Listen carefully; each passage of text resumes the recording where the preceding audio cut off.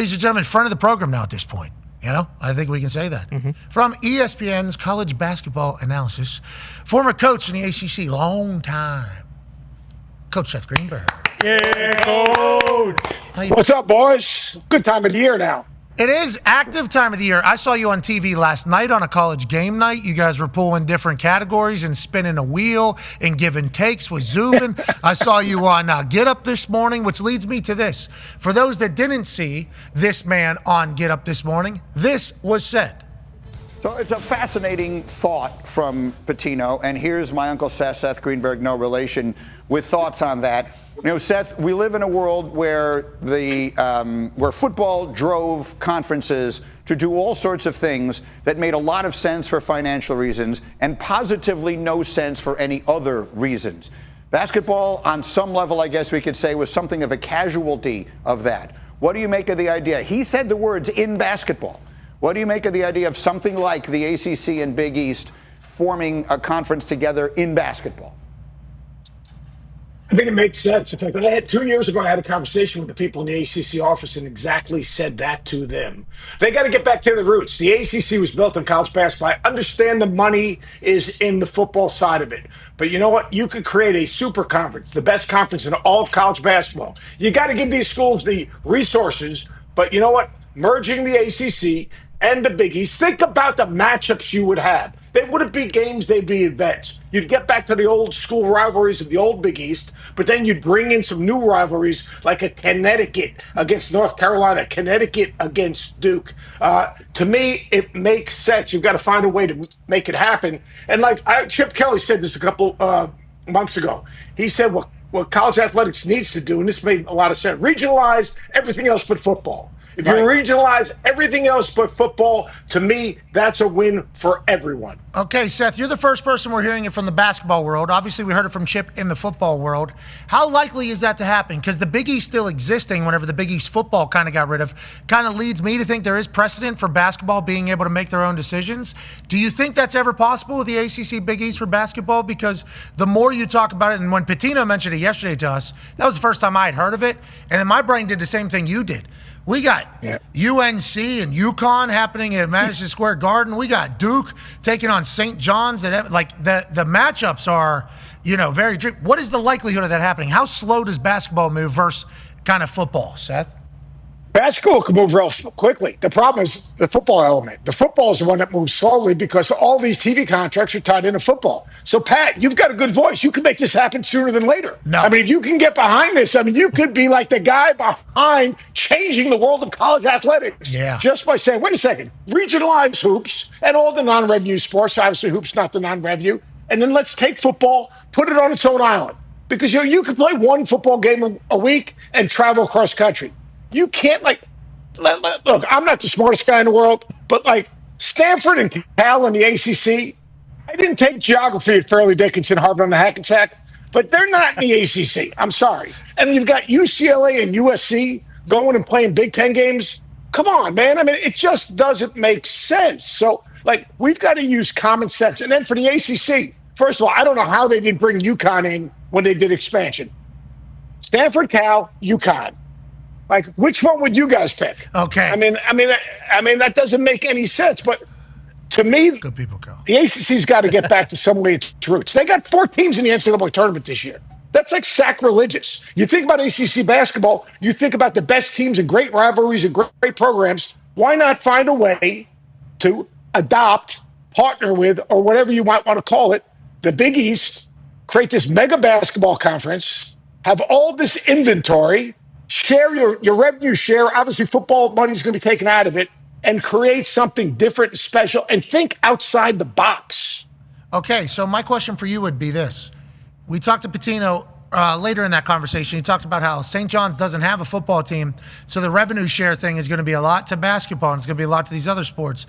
Do you think the ACC will ever be able to keep up with, the Big Ten has a lot of money? Okay, they have a lot of money. Yeah. And they're putting it into football. I assume they're putting it into basketball and will only continue to do so.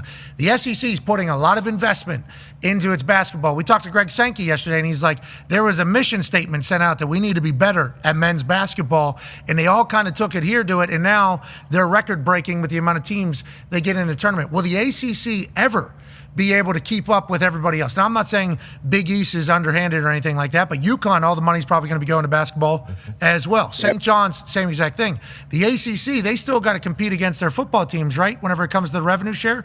Do they have enough NIL and money to be able to keep up with everybody else for the state of basketball, do you think? I think they have the money. Well, are they willing to spend the money? Are they willing to make the investment? Like, Pat's like anything else. Your investment equals your expectation. If you want to be good at something, all right, whether it's in a work or whether it's in athletics, you got to invest in it, man. Like, you want to keep on changing coaches, great. You're going to hire another coach, don't give him the resources he needs, and you're going to have the same result. Like, stupid people do the same things over and over and over again. Smart people, you know what they do? They look at things through a different prism and say, you know what? If we want to be good, we've got to make a change. And how we're going to do it, we got to invest in infrastructure, invest in coaches, and invest in NIL. Because without that, I don't care how good that coach is. Without that, if you don't have the resources, you're not winning. Rick Pitino, he's got Rapoli. He's got the water vitamin man running around, hanging out, dropping $100 bills. Come on, man. I mean, like, I'd be a better recruiter. I'd be a much better coach if I had a dude like that hanging on with me. Like, hey, let's go. That dude's pretty good. Can we get him? All right, let's go. Let's get it done. Yeah, that's good recruiting. I think it's a good tool, but it's needed now. Like it is a necessity. 100%. And I do wonder with some schools that are like historic, if their boosters and their money people are going to understand that they need to pitch in. It's not just name anymore. It is a lot that has to go into a lot of commitment. That ACC Big East thing would be so cool. Yes. That would be, for basketball reasons, that would be insane. Hopefully they're able to get it done. Sounds like you should maybe be a commissioner of this entire thing. AJ has a question for you, Coach. Coach, when you look at this year, the bracket, obviously we're entering a great time for you. Obviously, it's fun to listen to you on TV. And when you look at this, what games in this first round are you pointing out that you want to watch? Do you think some fireworks might happen? Not maybe a big upset, but maybe some exciting games that people may not be thinking about. You're the one person who enjoys listening to me, so I appreciate that. I do as well. Yeah, we all do. Yeah, we all do. There's 5 of us. I appreciate that. You and my kids. UConn Oklahoma is a fascinating game. Obviously UConn 2-time defending champions. Obviously you have Danny. The one thing they struggle defending is the perimeter. And Jeremiah Fears is a bad dude. He reminds me of Kyrie Irving. I mean, he can break people's ankles and get in the lane. They play 3 guards, which is going to, even though they're undersized, will put a lot of pressure on the defense, perimeter defense of UConn. I think that game is a really interesting game to watch, just in terms of, Danny's going to be able to score. It's whether they can stop him. And then, like, even right below that, Colorado State, Memphis. A lot of money's on Memphis. Actually, I guess Memphis is being favored. Nick Clifford is a bad dude as well. He's 6'6". They play him all over the floor.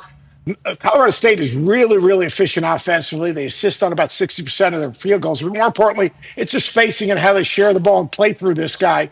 Memphis, Petty's done a really good job with this team.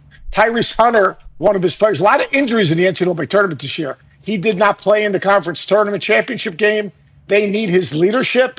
But there's a dude on Memphis, P.J. Haggerty. He is a stud. About 22 points a game, about 8 rebounds, 5 assists, goes to the line about 5 times a game. Like, that dude is really different. He'll be a fun guy to watch. How about the conspiracy?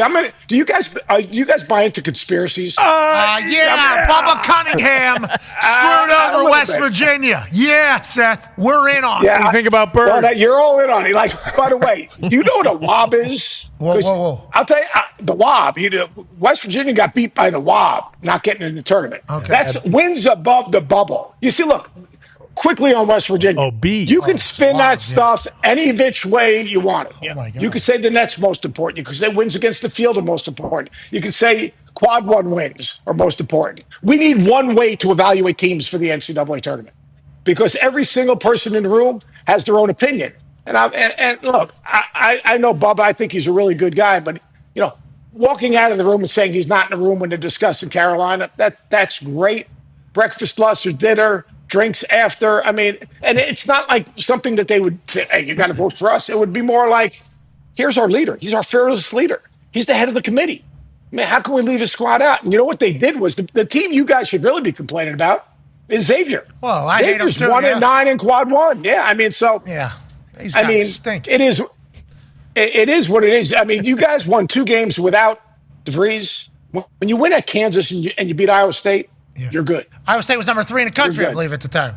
No big deal. I don't want to get you wound up, Pat. We've already done enough. The governor's handling it, Seth. Yeah. The governor's handling it all.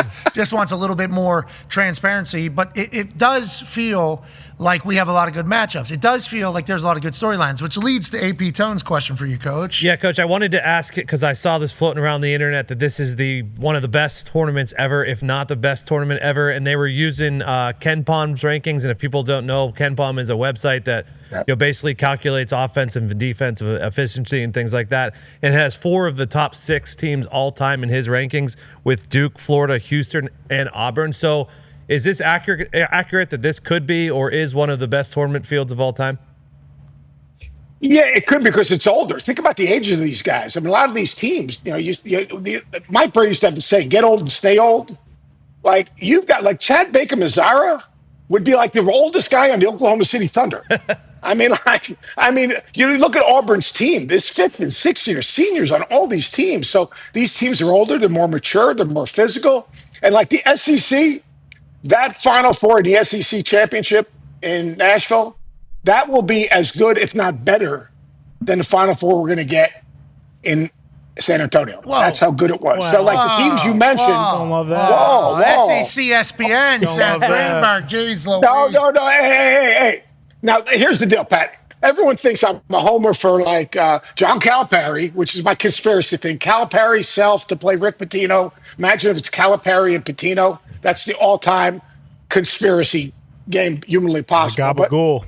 Some people say I hate Duke. Some people say I hate Carolina. So I'm in pretty good shape because I hate both Duke and Carolina, and they hate each other. So that puts me in a good place. Yeah, the enemy of your enemy is your friend. It seems like they both hate you. Maybe that'll be something that can rally them together. The enemy of your enemies are your friend. I like that. I might have to steal I didn't create that. No, do not give me credit. That has been around a long time. I believe in political warfare. It is something that is chit-chatted a lot, and I see it about me a lot. People come together around hating me, so that is a cool thing in my mentions. But Duke and North Carolina completely opposite ends of the spectrum here, right? This Duke team's supposed to be the one. They're saying this is, even the books are saying very good odds here. This Duke team, everybody seemingly believes, like they are primed to just, I don't want to say UConn this thing like UConn did, but seemingly being talked that way.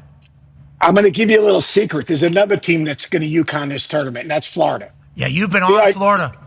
Oh, I'm on Florida. Now, like, Duke is, look, I love Duke. Cooper Flag's got to be healthy. Malik Brown's got to be able to play. They need that experience in the front court.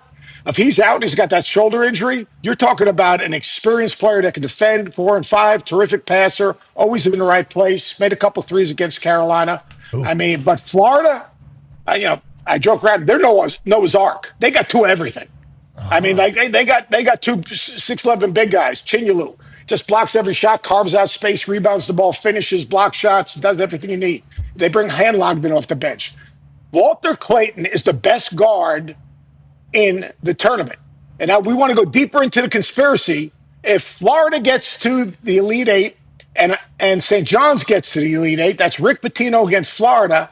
Oh, by the way, Walter Clayton played for Rick Pitino at Iona. You see, everything goes back to the conspiracy. Yeah, and $1,100, I believe, is what was offered by Iona. Yeah, $1,100. Yeah. To get her and a cup of coffee. Yeah. And a couple T-shirts. And a chance to be coached by Rick Pitino, who, after talking to him yesterday, would like to talk to him more. Mm-hmm. Yeah. Cerebral dude. Yeah. A lot of paisans in this college basketball. A lot of Jewish coaches of America, too. By the way, the Jewish coaches are taking off. I'm glad you brought that up, Pat.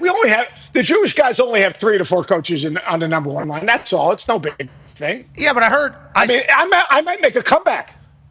Not a bad idea, especially if you get a Rapoli in your corner like you talked about. I saw that account, Jewish Coaches of America. Is that the? Oh yeah, JCA. Yeah, I saw the picture. We can make you an honorary member now. I mean, if you'd like. Oh, mazel, shalom. We could have I'm not a coach. I'm not a good enough coach. I don't have the patience in there. But I did appreciate the fact. It was like we got. That's a little bit of the difference here. I do respect and appreciate all of that. Conman has a question for you, Coach. Yeah, Coach. What do you think is the most important aspect when it comes to one singular part of the game to make a run in March? Rick Pitino mentioned yesterday, you need some luck, or maybe that was Izzo. But either way, they mentioned, luck. You need some of that during March, especially, the ball bouncing one way or the other. But is it shooting? Is it defense? Is it kind of, getting a specific possession correctly? What do you think is the most important thing when it comes to making a run to the Final Four? Besides having dudes, you need a guy at the end of the game you can give the ball to who can go make a play, because there's a more level playing field. All the teams in the tournament expect to win, and all the teams in the tournament have won a ton of games when you get past the first round. And I think you need a guy at the end of the shot clock or at the end of the game to give the ball to go make a play. Now, the thing that complements that is, do you have a style of play that's difficult to prepare for the second day of the tournament? Whether it's the second day of the first round, the second day going to the Final Four, or the second day in the championship game. Because styles make fights, and if you have a style of play that's hard to prepare for in a short period of time, that's an advantage. Coach, when you look at all of the national title contenders going into this, which one of them do you think got the worst draw and is most susceptible to upset within like the first couple days of the tournament? The overall number one seed got screwed. I mean, this is the way you can't explain it any other way. I mean, Auburn. Now look, they lost 3 of the last 4, but they're the overall number one seed. I mean, they're gonna have to play Michigan to get to advance. Now, Michigan just won the Big Ten tournament. Michigan's got 2 6'11", 7-foot guys, and Golden and Danny Wolf. All right, Danny Wolf's like he's a lottery pick. He's a homeless Larry Bird in a lot of ways. You can run your offense through him. The guy is really, really different. They put those 2 guys in a ball screen together, and it becomes an absolute problem in terms of how you're going to guard it. They got a kid named Trey Donaldson, a point guard who made that big shot against Maryland at the end of the game. Another conspiracy, by the way, because they could potentially play Auburn and Michigan could play. Now, the Michigan point guard was the Auburn point guard last year.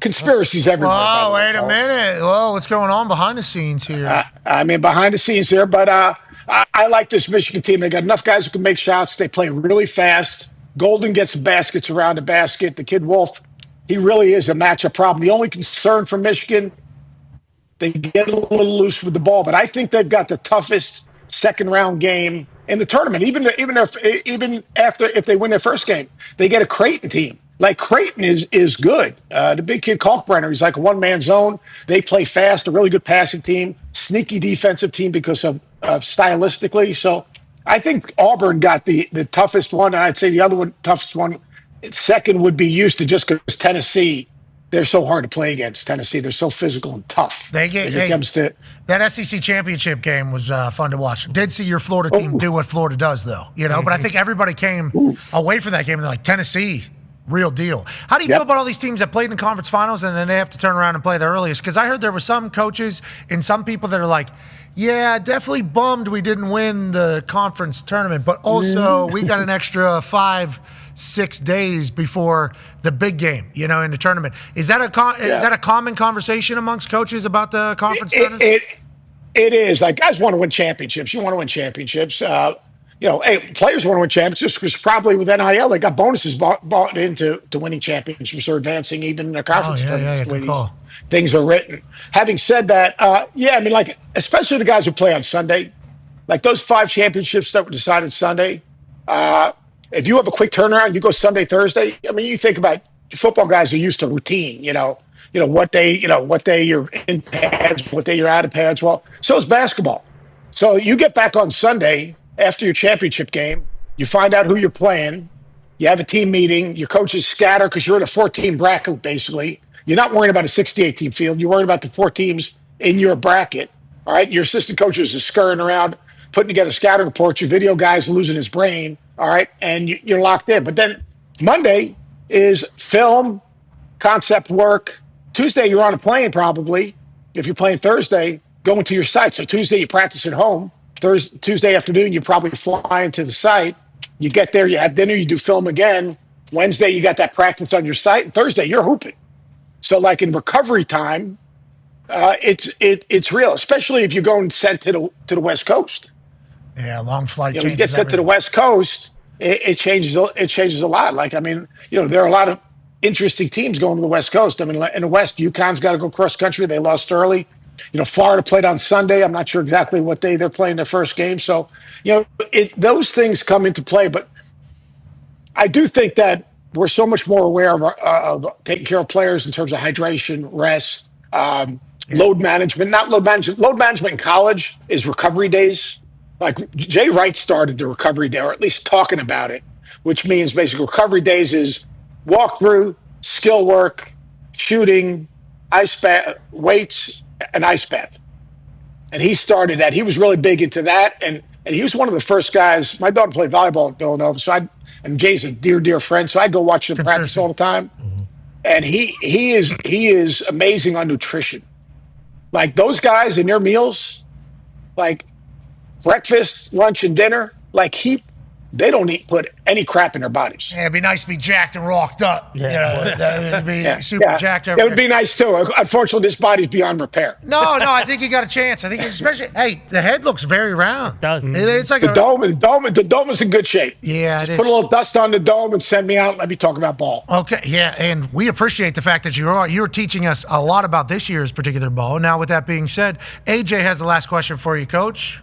Yeah, Coach, we hear about a team like BYU that relies on the three so much. Do teams like this, like other than BYU, but teams around this tournament that rely on the three ball so much, do they worry you possibly if they go cold for a game or two that they get knocked out? Yeah, I mean, 100%. But at the BYU, it's not just they're shooting threes, it's how they get them.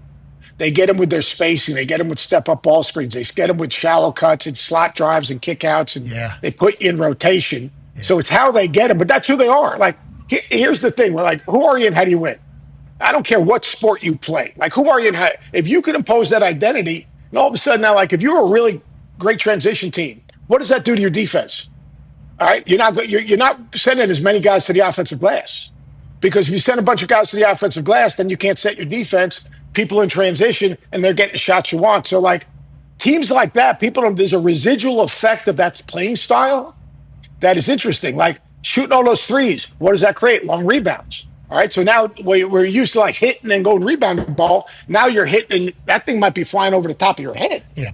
So imposing identity on the game. So, like Brian Odom plays them, but he's my former assistant. He's the coach of VCU.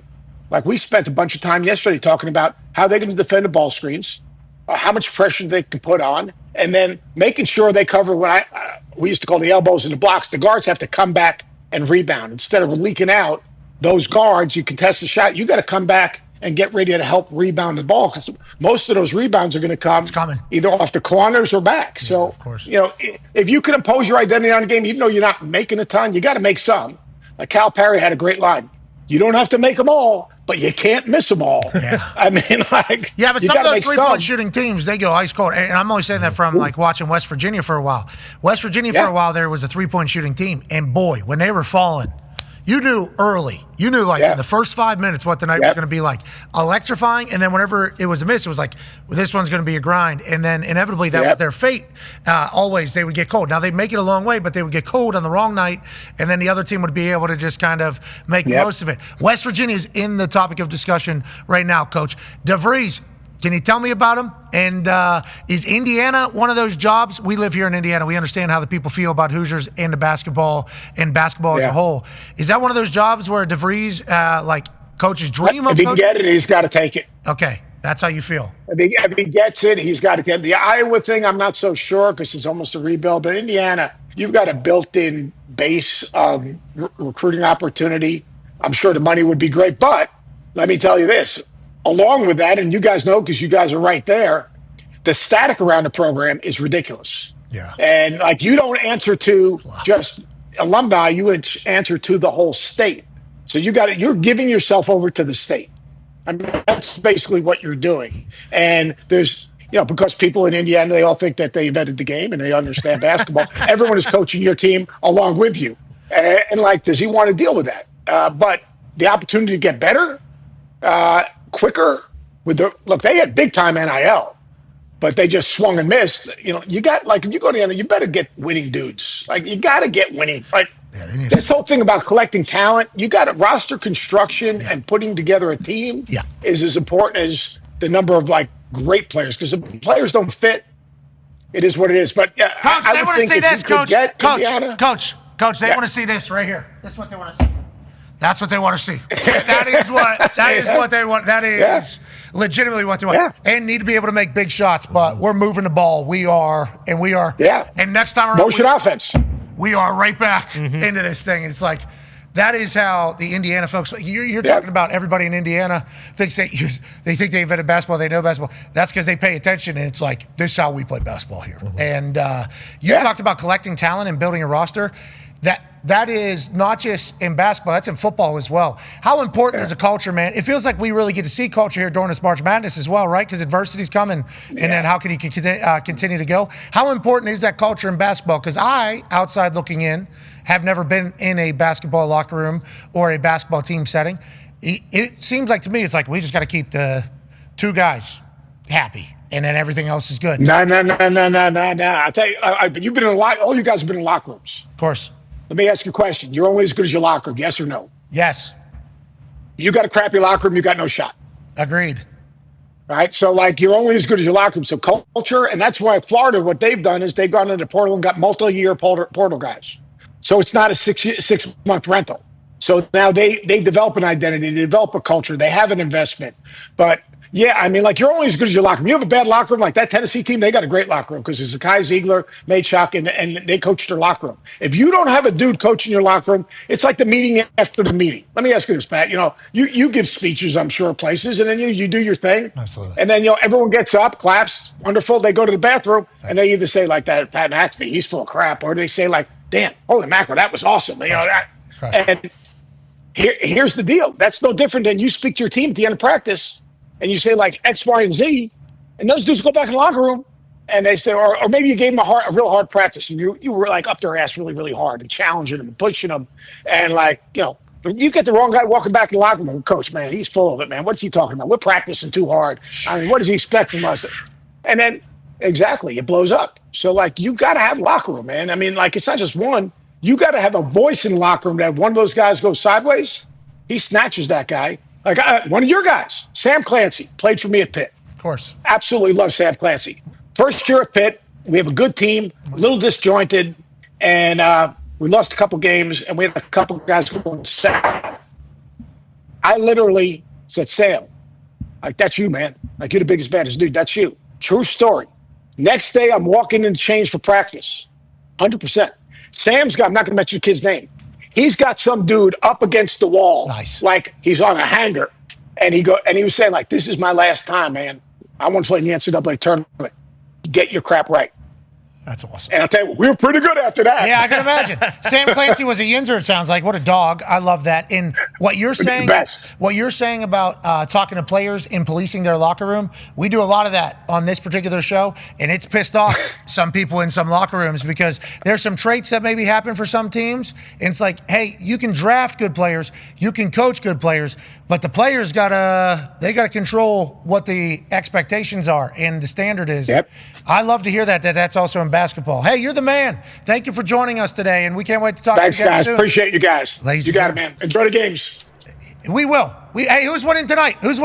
Alabama State and I'll tell you, here's the deal. As crazy as it is, I'll give you 2 seconds. Carolina's going to win this game. They can beat Ole Miss. Because you know what? Here's the deal. They shouldn't have been in. All right, that's just my opinion. 1-12 is not good enough. But yet, when the tournament starts, they are good enough to win this game against San Diego State, who struggles scoring but is great defensively. And because Ole Miss doesn't have a legitimate big, they're going to have a shot at Ole Miss, who I really like because they don't turn it over. And Chris Beard is an absolutely great dude. But to me, they don't have a bad draw to win a couple of games. He's a dog. He's a great coach. We appreciate the hell out of you, ladies and gentlemen. Coach Seth Greenberg. Oh,